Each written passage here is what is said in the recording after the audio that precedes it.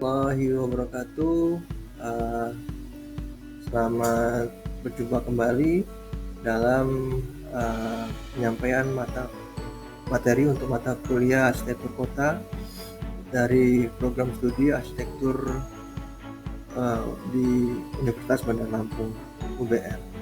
Saya Fris Ahmad Nuzir akan menyampaikan materi dengan tema kali ini, yaitu Image of the City atau citra dari sebuah kota.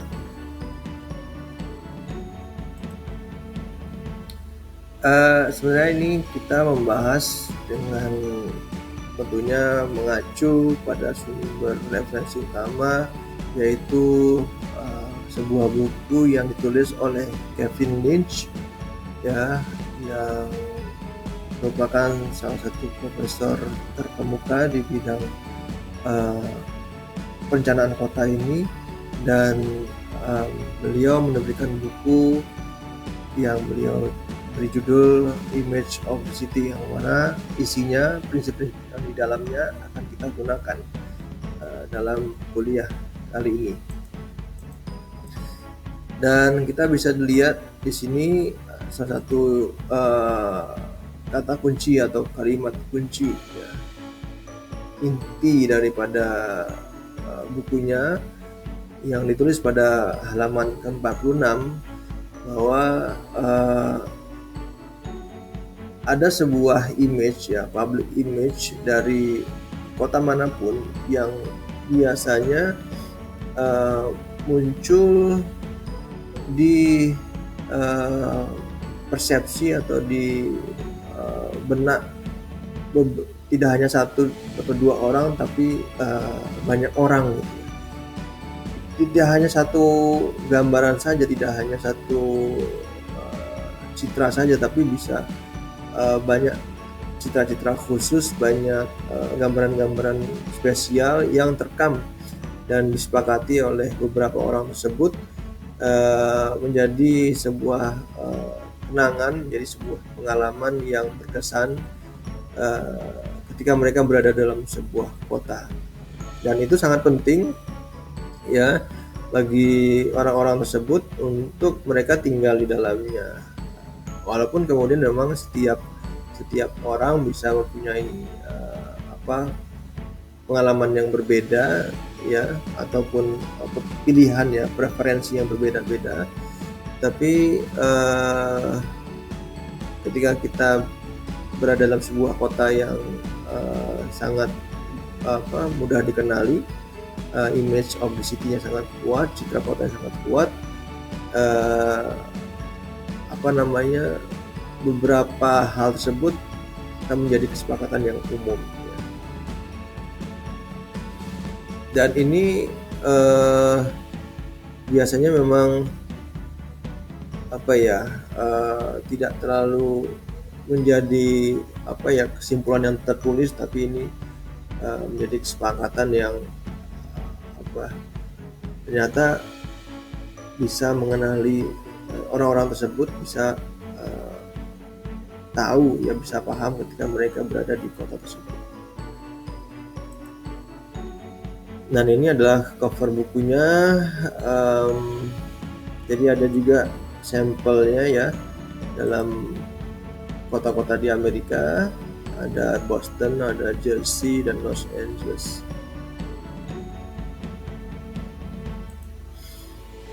Nah, ini kesimpulannya ada 5 komponen utama ini sebenarnya, yaitu yang pertama yang disebut sebagai path, ya, atau dalam bahasa Indonesia mungkin bisa terjemahkan dalam kata jalur.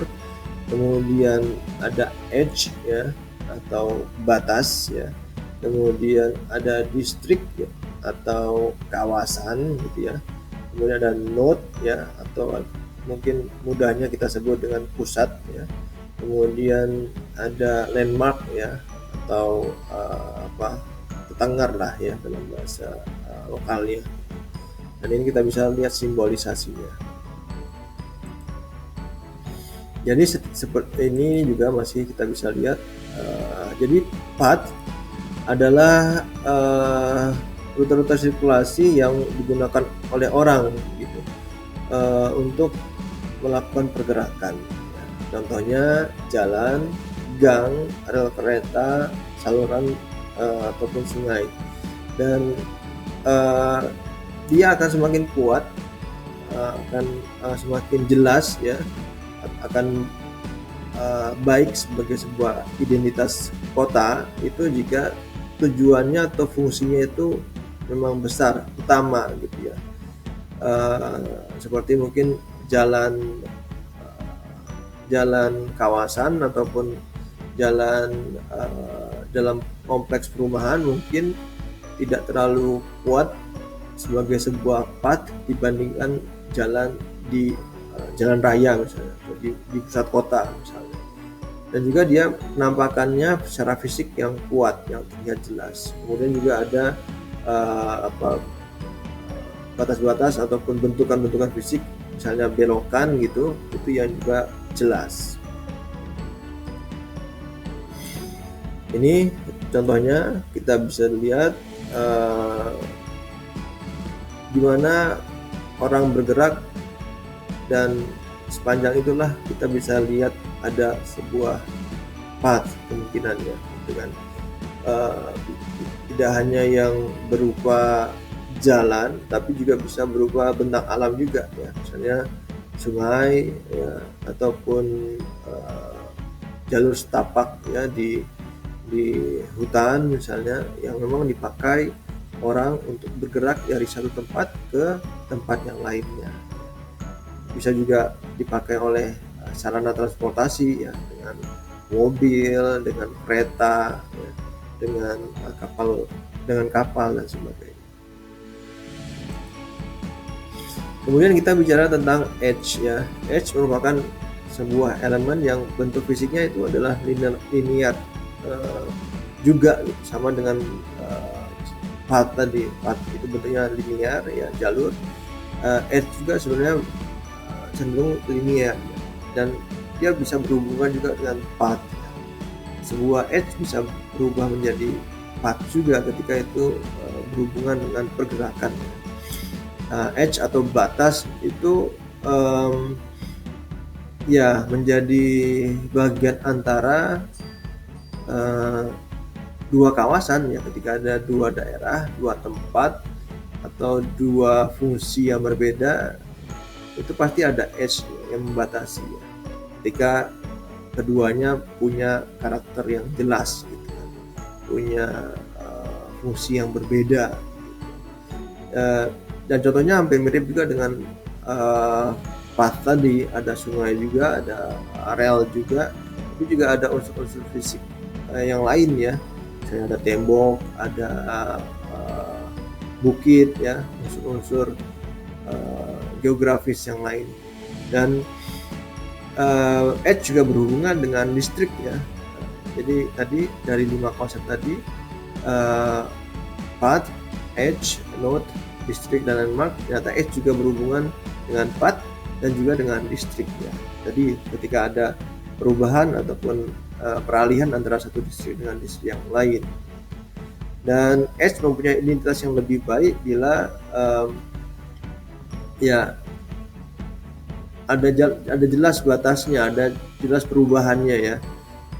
Jadi sesuatu yang berkesinambungan, yang continue, tiba-tiba ada perubahan ya. Nah disitulah ketika perubahan itu semakin jelas terlihat, kita bisa mengenali edge dengan lebih baik ya. Dan fungsinya juga jelas, antara tadi memisahkan atau malah sebagai penghubung ya antara kedua kawasan tadi.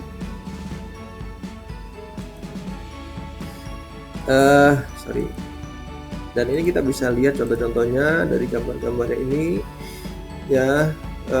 Biasanya walaupun dia serupa ataupun bisa menjadi satu dengan path ya, dia tidak harus selalu digunakan untuk bergerak ya, dari manusia ataupun dari penggunanya gitu. Misalnya kemudian dia diamati saja dari luar gitu. Dan ya dia bisa sebagai boundary, sebagai pelingkup ya, pembatas gitu ya, atau juga bisa sebagai ya yang memisahkan gitu, yang memecah koneksi, memecah hubungan gitu dari satu hal yang berkelanjutan, yang berkesinambungan tadi gitu kan. Contohnya tadi bisa berupa garis pantai, bisa berupa persimpangan railway gitu ya, rel kereta api, ataupun batas airnya. Kemudian juga ada dinding ya, atau walls ya. Ini contoh-contoh foto-foto yang mewakili. Lanjut kita akan membahas soal distrik ya, distrik kawasan-kawasan kota dalam skala 2 dimensi kalau kita membahas dalam konsep perancangan kota ini, dan memiliki ciri khas yang kuat, yang mirip ya antara elemen-elemen di dalamnya itu mirip gitu kan, mempunyai kesamaan bentuk, kesamaan pola dan tampaknya ya, sama tidak selalu 100%, tapi minimal kita bisa merasakan kedua hal ini punya hubungan ya, punya benang merahnya, dan ada batas yang jelas. Jadi ini distrik selalu punya edge yang jelas gitu, jadi orang akan tahu ketika dia berada dalam distrik itu dan ketika dia sudah berada di luar dari distrik tersebut. Nah, dia akan menjadi lebih baik ya, identitasnya akan lebih baik ketika ada batas yang jelas, ada edge yang jelas, yang secara fisik terasa dan juga secara kasat mata terlihat gitu. Dan mungkin kawasan itu juga bisa jadi cenderung lebih homogen ya. Jadi ketika tadi ada kemiripan, ada kesamaan bentuk, pola dan tampak tadi, kemudian membuat kawasan itu menjadi homogen, dan itu akan terlihat ketika kita berada di luar dari kawasan tersebut gitu. Ada perbedaan, ada perubahan. Fungsi juga menjadi penjelas di sini, kemudian posisi juga menjadi faktor penjelas juga. Contoh-contohnya ada seperti ini, kita bisa lihat dia adalah bagian dari kota dalam skala meso sampai ke makro gitu ya, mungkin dari yang hanya beberapa blok sampai ke lebih besar lagi gitu ya. Dan kita akan merasakan, pengamat ataupun pengguna ataupun warga kota tersebut akan merasakan ketika secara psikologis tahu akan perbedaannya ketika mereka berada di dalam kawasan tersebut dan ketika mereka tidak berada dalam kawasan tersebut. Dan ada satu kesamaan ya, ada benang merah, ada satu karakter yang spesial yang dimiliki oleh bangunan, oleh unsur-unsur fisik yang ada di dalam bangunan, dalam kawasan tersebut. Contoh-contohnya seperti ini yang ada di beberapa tempat di kota-kota dunia ini. Dan juga ada node ya, node adalah titik-titik atau lingkaran ya, atau pusat tadi, daerah-daerah yang strategis sebagai dia pembangkit kegiatan, pusat kegiatan. Contoh stasiun, airport, terminal, jadi keramaian manusia, pengguna kota dan sebagainya ada di situ. Jadi juga sama seperti distrik tadi, jadi orang akan tahu batas-batasnya, tahu ketika dia berada di tempat itu dan berada dia keluar dari tempat itu, dan akan jelas apabila tempatnya, fisiknya jelas, bentuknya jelas, dan ada perbedaan dengan lingkungan yang lainnya sekitarnya. Contohnya seperti ini misalnya ya, ada perempatan ya yang besar, yang ramai, kemudian ada stasiun tadi, ada plaza, ruang terbuka publik gitu kan, kemudian ada persimpangan yang lebih besar lagi, kemudian ada terminal, bandara dan sebagainya. Jadi dia adalah pusat kegiatan, tempat saling berlintas, saling overlay antara beberapa kegiatan dan pergerakan juga. Dan yang terakhir adalah landmarks ya, ini sangat mudah dipahami, dikenali. Dia harus bisa menjadi sebagai point of reference ya, tempat orang mengenali mereka di mana berada, acuannya di situ. Dan ini bisa berupa building, monumen dan sebagainya. Dan ini adalah salah satu penanda kuat dari sebuah kota. Demikian yang bisa saya sampaikan sebagai bagian dari materi arsitektur kota dengan tema image of the city ini. Terima kasih. Assalamualaikum warahmatullahi wabarakatuh. Tabi pun.